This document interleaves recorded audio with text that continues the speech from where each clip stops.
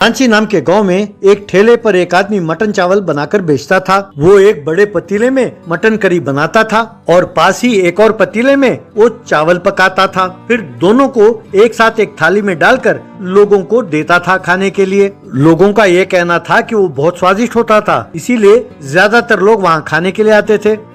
उसी गांव में राठौड़ नाम का एक निकम्मा रहता था। वो लड्डू नाम के एक व्यक्ति को अपने साथ रखकर पूरे गांव में आवारागर्दी करता रहता था। उसका चमचा लड्डू राठौड़ पर बहुत गर्व करता था। वे दोनों ठेलों के पास जाते थे और बेकार का खाना खाते थे, फिर फिल्म देखते थे, रात को शराब पीकर झूमते हुए घर लौटते थे। यही उनका हर दिन का काम था। क्योंकि सारा पैसा राठौड़ खर्च करता था, लड्डू उसके प्रशंसा का पुल बनता रहता था और राठौड़ मन ही मन फूलता जाता था।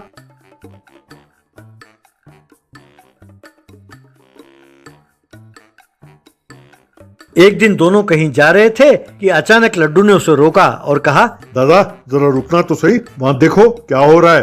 राठौड़ ने उस ओर देखा तो वहाँ उसने पाया कि ठेले के पास एक आदमी कुर्सी लगाकर बैठा है। तब राठौड़, अरे कोई बैठा है ठेले के पास तो क्या हो गया।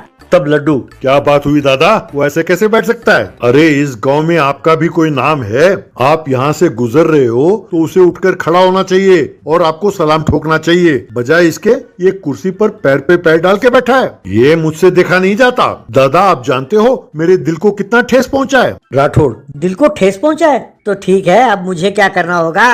लड्डू, कुछ खास नहीं दादा, बस 5 मिनटों के लिए आप उसके सामने एकदम ठाठ से बैठो, बस काफी है। तब राठौड़, अरे मूर्ख, वहाँ फिल्म का टाइम निकला जा रहा है, अब ये सब करने की क्या जरूरत है। तब लड्डू, अरे फिल्म का क्या है दादा, कभी भी देख सकते हैं, ये बहुत जरूरी है। तब राठौड़, अब तुम चाहते क्या हो, मैं जाकर उसके सामने बैठूं, इतना ही ना। चलो ठीक है। यार लड्डू, तुम मुझसे इतना प्यार करते हो। यूं कहकर उस आदमी के सामने एक स्टूल पर जा बैठा। बैठकर, क्यों, अब ठीक है ना। यूं पूछा। तब लड्डू, बिल्कुल ठीक है दादा, अब आप उससे ज्यादा स्मार्ट दिखते हो।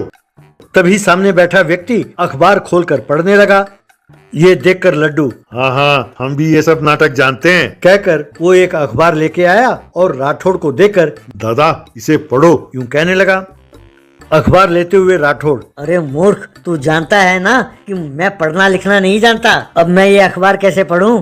तब लड्डू, अरे दादा पर वो तो नहीं जानता ना कि आप पढ़े लिखे नहीं हो, बस पढ़ने का नाटक करो। राठौड़ ने ठीक है कहा और अखबार पढ़ने का नाटक करने लगा। तभी उस आदमी ने अखबार पढ़ना बंद किया और उसे पास रखकर, एक मटन चावल का प्लेट देना, यूं कहा। तब ठेले वाले ने कहा, ठीक है साहब, अभी लीजिए। तभी लड्डू, सुनो, दादा के लिए स्पेशल मटन चावल बना कर देना, टेस्ट एकदम बढ़िया होना चाहिए। हाँ। तब ठेले वाले ने कहा, हाँ ठीक है साहब, ठीक है। तब राठौड़, ये हुई ना बात Laddoo, I love you Laddoo. यूं कहा। तभी सामने बैठे व्यक्ति ने पैर पर पैर डाला।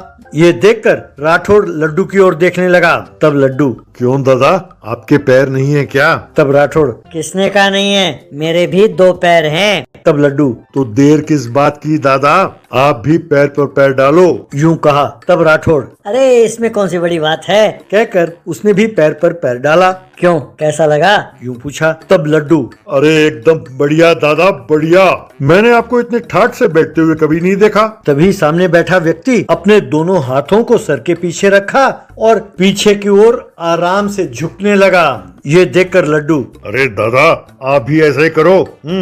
बस राठौड़ ने भी वैसा ही किया, लेकिन क्योंकि वो स्टूल था, राठौड़ एकदम पीछे गंदे नाले में जा गिरा। ये देखकर लड्डू वहाँ से भाग खड़ा हुआ।